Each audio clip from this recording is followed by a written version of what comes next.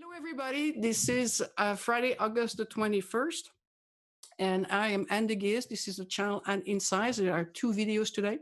The first one on epidemiology, and there's some really good news there, and also the second one doing some clinical updates on the disease. So we're going to be talking today on the epidemiology part about India now really passing everybody in daily cases above Brazil and the US. The US is slowing down to less than 50,000 cases per day. The bad news is that there's a second wave in Europe, and that's a bit concerning there that they're coming back. There's some eye-popping number from Mumbai and the rest of the world on seroprevalence, so we'll discuss about this. Some interesting thing about the US where people are leaving the Bay Area and expensive cities. And then is there a relationship between countries doing lockdown versus a GDP drop and the number of cases? Lots of things on clinical updates. So, please see the second video. So let's look at the world, and you can really see here, India, our little India there, continue to going straight up. The US is clearly now on the down curve. For a while it was a plateau, and then Brazil is still up and down, so more of a plateau stage. So one of our wonderful viewers did an amazing gift, and he sent me a PDF slide, which I have uploaded on YouTube. And what he does is he does a time index. So for every videos, it shows you the exact time where certain subjects were recorded there. And so I have put the link to this PDF on the Insight, and it's in the video descriptions of every video. So I highly recommend you look at that. It's several pages there, but it's really a nice way when people tell me, when did you talk about this and that? It tells you when it was and exactly when in the video. So it makes it easier there. And I'll try to update this every week. So where are we in the world? Asia, straight up, mostly driven by India, and India, it's only a small percent of the population has been exposed yet, so they have a huge pool of population there that can be hit. South America is unfortunately not doing well. North America, which is mostly the US, is clearly going in the downswing. Hopefully it doesn't go back up, so we want to make sure we don't reopen too quickly there. Europe has a rebound. You can really see there's a rebound there in Europe, and I think Africa is a downtrend, but it's unclear there because the data may not be as reliable as other parts of the world. So these are eye-popping numbers from Central and South America in the positive rate. Mexico has a positive rate of 64%. What that means is that we really have no idea the number of cases in Mexico, because that means the only people getting tested are people who are showing up into the emergency rooms. Argentina, Bolivia, Colombia, these are like all those areas there, of amazing high numbers there. And then we have, of course, a problem in Bangladesh. We've talked about this as far as the Middle East. So it is a concern that, although the cases looks could be good in South America, we don't really know the true depth of the infection. Europe is having a second wave, and this is really worrisome because they had done such an amazing job. Let's look at Spain. Remember, Spain was one of the hardest hit in the number of daily cases. Even higher than Italy. And this is the bad news. It's getting to the level that it was in the March timeframe. And part of that is due to people traveling. A lot of the cases are coming from Spain back to France and Germany and Belgium. It is perceived it's being driven by young people going to a nightclub. And this is interesting. When they're having gathering outdoors to smoke, and they're having no protection, all of that, and then they pass it to each other there. Clearly, it's tied to the July and August vacation and people coming back, especially people went to Spain and the Balkans, which is a hotspot. As a result of that, people are reimposing quarantine and mask. France today announced that there's a universal mask mandate, including at work. Everybody has to wear a mask. In Greece, they're shutting down restaurants and bars after midnight, and they're putting limit in the number of gatherings there.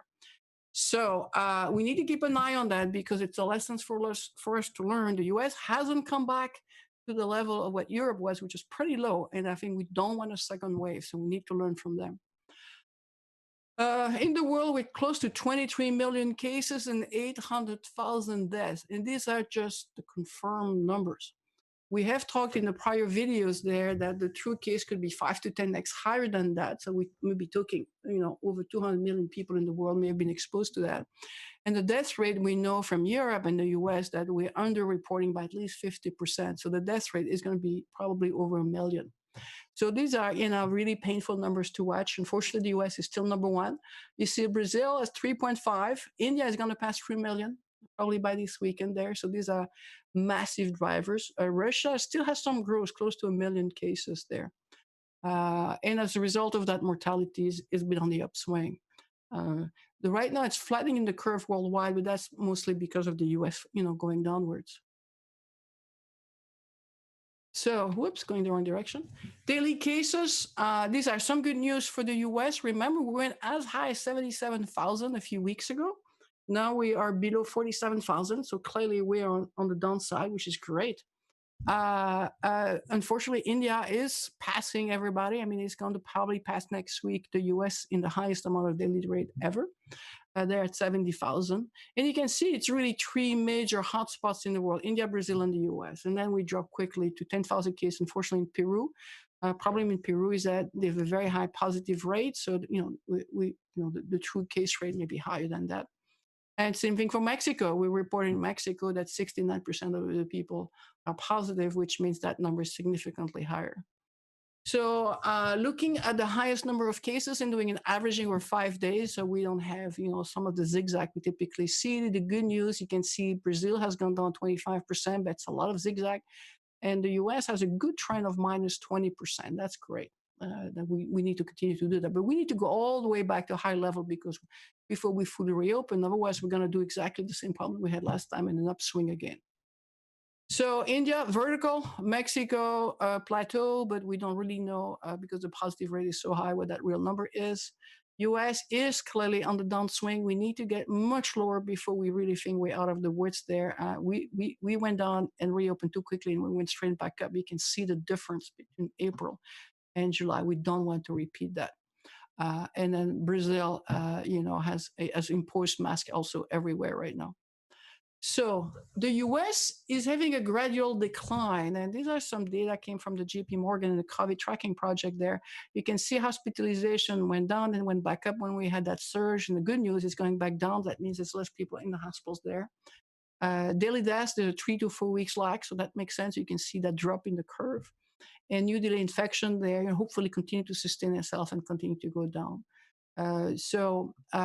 Interesting enough is the number of visits that the doctor sees because of COVID.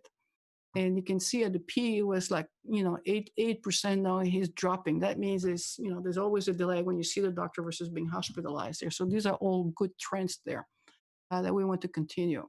The dashboard saying, okay, this is great with less cases, but watch out, we're doing less testing. And the positive rate is still 8%. Remember, the World Health Organization wants a target of 5%, which means that we are controlling the infection. So the fact that we have a big drop in the number of tests is not good. You can see we had a peak here that was close to 1 million. And now we're probably around, less than 700,000. So we want to increase the testing. And there's not enough testing being done for us to really have a good feel for what's happening in the population there. So we have now reached 5.6 million cases. California, unfortunately, is at 656,000. So this continued to grow. And so is Florida and Texas. We're pretty much neck to neck there. We have passed New York. I'm repeating this. California, Florida, and Texas have passed New York in the total number of confirmed cases, each of them individually there. On the mortality rate, New York is still leading the world because I think we have learned a lot on how to take care of patients there. So fatality rate has gone down. And the other thing that's happening in the West and the South is that it's the younger population that's being infected. So as a result of that, the fatality rate, the number of deaths is going down versus New York really got hit very hard with the older populations there. Same way than Italy and Spain. So the trend is really good. It's continuing to go from 67,000 on July the 31st to 44,000. We want to see to continue to do that. But it has a long way to go before we think we have a control. Remember, we opened too early last time. We're still above where we opened. Number of deaths is kind of flat, still 1,000 per day. So that's unfortunate there because that's 175 people died. And remember, we probably underestimated by up to 50%. Please look at my prior videos of a couple of weeks ago. So good news, daily cases. This used to be bloody red. The whole Southeast and the whole California and West Coast, all of that, this whole area there, if you look at the prior videos there, was really hot. Except for Mississippi there was a slowdown in the number of new cases per 100,000. So this is good news. Outbreak in California, if you remember, we had 300,000 lab records that were not recorded. That's why you have that dip. So it's an artificial dip. In reality, you can see it's a slow decline there, but it's still pretty much on the flat side there. So we still need to control California. And as a result of that, you can see the 3 to 4 weeks delay for the mortality that we're seeing here. So hopefully in the next 3 to 4 weeks, we could see the daily mortality going downwards to reflect some of the trends we're having. So good news. If you remember, we talked about the CDC had lost control of the data, and it had been moved on July the 15th by the White House to HHS. And if you remember last week, on August the 14th, we did a deep dive on that as well as the previous week, on the fact that the data was no longer reliable, and the top 34 specialists who are all advisors to HHS and the CDC were openly asking in a letter to return the data to the CDC because we were kind of flying blind. And pretty much that happened. So there's now been recognized that there was massive delays and inconsistencies. There was a letter sent by 22 state attorney general to HHS saying that they cannot manage their state because they cannot rely on the data after they made the switch. Suddenly, a few days ago, the head of HHS data resigned abruptly to take care of his children. And so clearly, I think the thing blew up, which is all of us, if you ever change the system from one IT to another, we all know it never works smoothly there. So I don't know why you would do this in the middle of a pandemic, but I don't want to be political about this. So big mess. It's probably going to take us a while before we can clean up the data. So what we want to make sure is the data in the next few weeks, as it gets cleaned up, continue that downward trend. So it is important because it was not just for reporting, but they were using this data to do the allocations of remdesivir and other health resources like the PPE and all of that. So it is essential that this data is reliable because that's how you're going to get access to the vaccines and the drugs as they're in tight supplies. So interesting subject here. And I've seen this with a lot of the people I work with who literally sell their houses in San Francisco and they move to Hawaii or they move to Minnesota and need to other places there. And there's a JP Morgan did an analysis looking at areas that have high density, which is big cities, versus low density, which is more rural area. And what you can see in the number of new mortgages, or people basically buying new houses there, is that people are clearly moving away from the rural area because as you're not able to work online, there is no reason to basically be in a high density. Ask one of the person who just sold a house and just moved out. She said, listen, I live in a big city because I'm young. I want to go out to restaurants and bars and entertainment and a museum. All of that are closed. And my job is allowing me to basically be anywhere. And literally anywhere doesn't mean 30 miles away in a cheaper area. It's literally a different state. And so I think it's going to be interesting to see as we live with COVID for the next 12 to 18 months, which is the minimum amount of time before we may have a new normal, is that you may see some drastic change in real estate and rental market. For example, there was a report in the San Francisco Chronicle that the rent in San Francisco went down by 11%. And people were giving incentives to try to renew their rental. So we're going to continue to keep and talk more and more about the economy and all of that, as I get more interesting data. For example, there was an analysis done by McKinsey showing what is the impact if we can just really control the curve, which is, some of the European countries did. And you can see mobility. People were really enforcing it. The culture was supportive. People were taking a distance. They were doing all the right things. And then you have what they call the balancing act, which is clearly what happened in the US, where we thought we had a good trend and we reopened. And you can see that, people are not really trusting those things. People are not confident. They still, kept decreasing their mobility and staying at home. So the analysis that they've done, I have the link here, is that in order to successfully do that near zero approach, which countries like Iceland and people like New Zealand did, you have to do testing. And we're under testing in the US. The goal is to do 2 million a day. We're still doing less than 700,000, so we're far from it. Tracing, we're so overwhelmed with the prevalence in the US that, most of the state cannot do tracing, maybe 5 or 10%. And on top of that, a lot of people are refusing to cooperate. So there's clearly civilian disobedience there that's hurting everybody.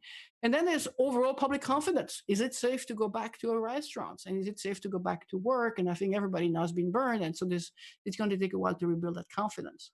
So another analysis they did is to say, is the economic impact depending of the reopening strategy? And they look at all these different countries and they look at the number of days it took of reopening. And you can see that consumer spending and employment were kind of not tied. And so consumers are cautious. Yes, you can open the restaurant. That doesn't mean they go out there to go shopping and to go eat.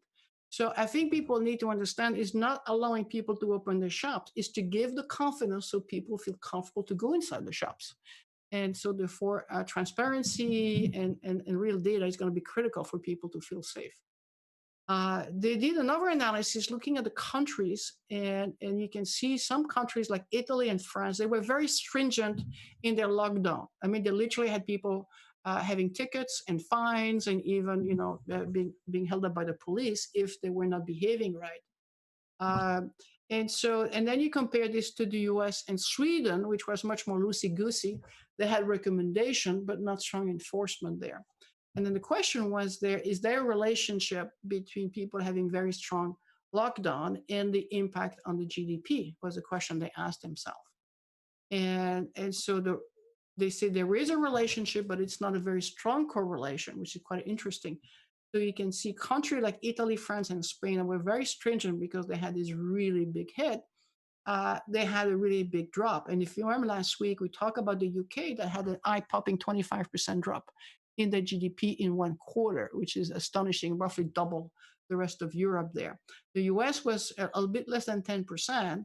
And so I think we need to understand a little bit better about lockdown doesn't mean shutdown of the economy, that it's much more complicated than that. It's really talking about consumer behavior and trust.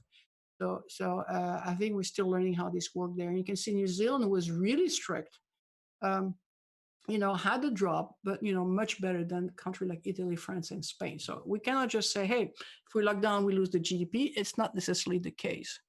So the analysis they did is to say, what are the scenarios that are going to come at us?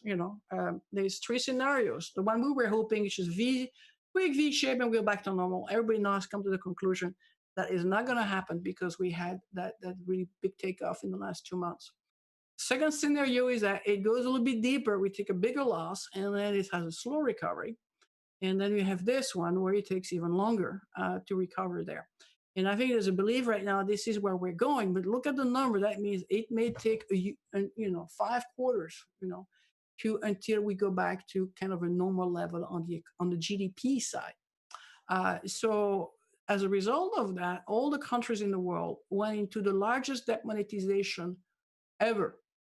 And by ever, I mean, if you compare this, GVC is what they call the global virus crisis, which is us, COVID. Then there's GFC, which is the global financial crisis in 2008, 2009, which we're all complaining was a big deal.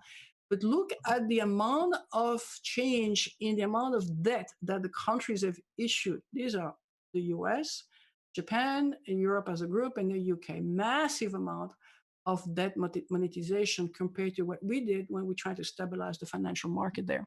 And as a comparison there, you can see during the Great Depression, we are now having more debt issued to support the economy than we did during the Great Depression, which is probably a good thing, because if you're a student of history there, we didn't do enough to support the economy, which is why the unemployment, and it took 10 years to recover there. And this is to give you perspective there. This was World War II, which we clearly, we're printing a lot of money there to make it.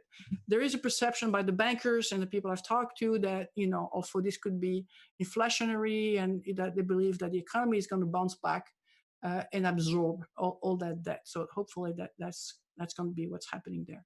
So this was my quick update for August the 21st on the epidemiology. Please go on YouTube and watch my second video on clinical update.